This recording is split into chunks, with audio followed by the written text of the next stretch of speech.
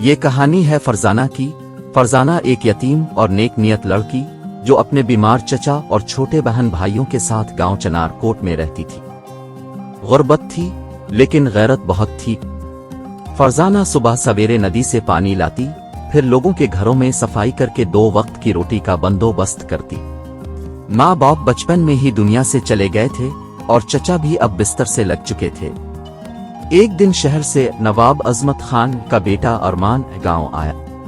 وہ عیاش، بگڑا ہوا اور مغرور نوجوان تھا۔ زمینوں کی نگرانی کے بہانے آیا، لیکن اصل مقصد سیر و تفریح اور مزے تھے۔ جب پہلی بار ارمان کی نظر فرزانہ پر پڑی، وہ ندی سے پانی بھر رہی تھی۔ سادہ لباس، صاف آنچل، معصوم چہرہ۔ ارمان کے دل میں کچھ ہلچل ہوئی۔ ارمان نے نوکروں سے کہا، اس لڑکی کے بارے میں سب پتہ کرو۔ پھر ایک دن وہ خود فرزانہ کے راستے میں آیا اور کہا، اگر تم چاہو تو تمہاری زندگی بدل سکتا ہے۔ فرزانہ نے حیرت سے دیکھا اور کہا، کس قیمت پر؟ ارمان نے مسکرا کر کہا، محل، گاڑی، سونے کے زیور، بس تھوڑا ساتھ دینا ہوگا۔ فرزانہ نے تھپڑ مارنے کی حد تک خود کو قابو میں رکھا اور کہا، عزت کا کوئی مول نہیں ہوتا نواب زادے۔ یہ کہہ کر فرزانہ نے صاف انکار کر دیا۔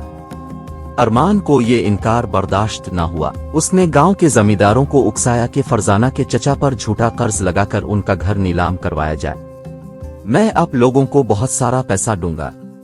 زمیندار نے لالچ میں آ کر ایسا ہی کیا۔ فرزانہ اب بے گھر ہو گئی۔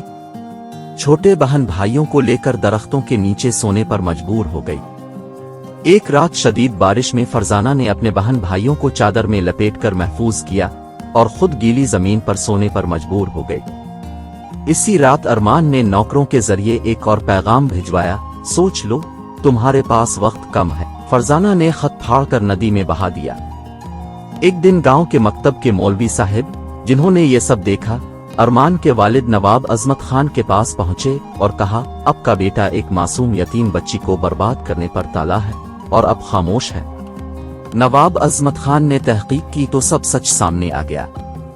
نواب نے ارمان کو محل سے نکال دیا اور کہا، اگر واقعی تمہیں اس لڑکی کی قدر ہے تو عزت سے رشتہ مانگو، ورنہ ہمیشہ کے لیے چھوڑ دو۔